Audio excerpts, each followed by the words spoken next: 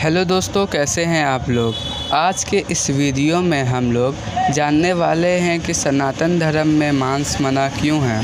तो चलिए वीडियो शुरू करते हैं। सनातन धर्म में मांस मना क्यों है। गीता में मांस खाना या नहीं खाने के उल्लेख के बजाय अन्न को 3 कैटेगरी में विभाजित किया है। पहला सात्विक, दूसरा राजसिक और तीसरा तामसिक।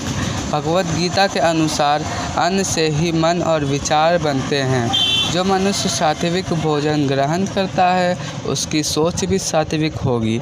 यदि कोई सात्विक व्यक्ति तामसिक भोजन करने लगे तो उसकी विचार और कर्म भी तामसिक हो जाएगी।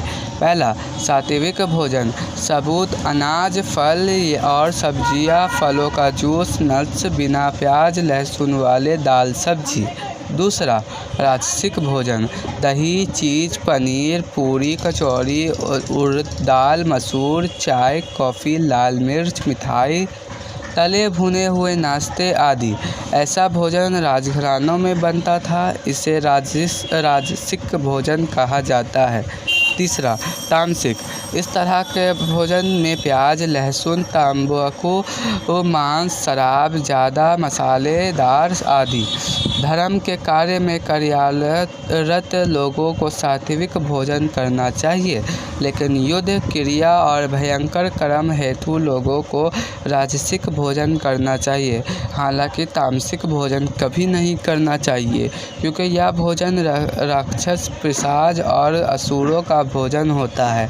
सनातन धर्म में अहिंसा को सबसे परम धर्म माना गया है।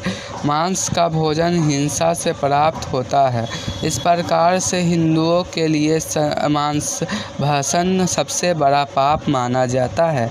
मांस न खाने का आदेश देते हुए श्लोक प्रासंगिक है। सब मांस परमासेना यो वर्ध यूतु मिच्छाति नाति सुर दासुर नुष्ठि नर।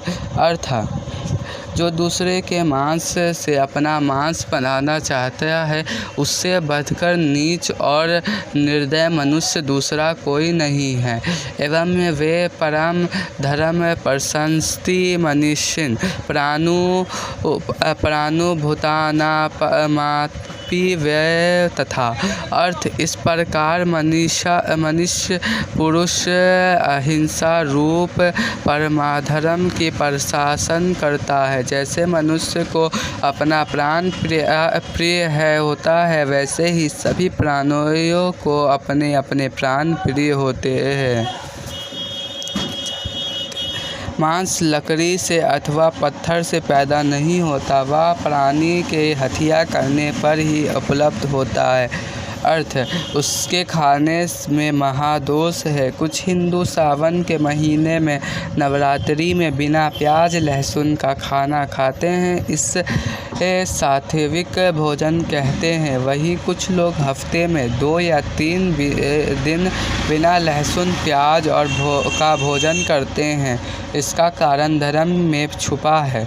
धर्म के कथनानुसार कुछ लोग अपने खाने का ख्याल रखते हैं तो कुछ लोग खाने पीने में धर्म को नहीं मानते हैं। आपको बता दूं कि बलि प्रथा कभी भी हिंदू धर्म की देन नहीं है। बलि प्रथा का प्रचलन हिंदुओं के सतर्क और तांत्रिकों के संप्रदाय में ही देखने को मिलता है, लेकिन इसका कोई धार्मिक आधार नहीं है। सतर्क या तांत्रिक संप्रदाय अपने शुरुआत से ही ऐसा नहीं थे, लेकिन लोगों ने अपनी इच्छाओं को पूर्ति के लिए कई तरह के विश्वास को उर्तुफ संप्रदाय में जोड़ दिया गया। पशु बलि की यही प्रथा कब और कैसे प्रारंभ हुई, कहानी कठिन है, लेकिन इतना तो तय है कि यह वेद, गीता, उपनिषद या पुराणों की देन नहीं है। 2 मार्ग है, आत्मा और शरीर का। आपके सामने दो मार्ग है। पहला है आत्मा का मार्ग और दूसरा है शरीर का मार्ग। यदि आप आत्मा के मार्ग पर चलना चाहते हैं तो आपको अपने जीवन में सात्विक भोजन, गुण और कर्म को अपनाने की ज़रूरत होगी। यदि आप सांसारिक मार्ग पर चलकर शरीर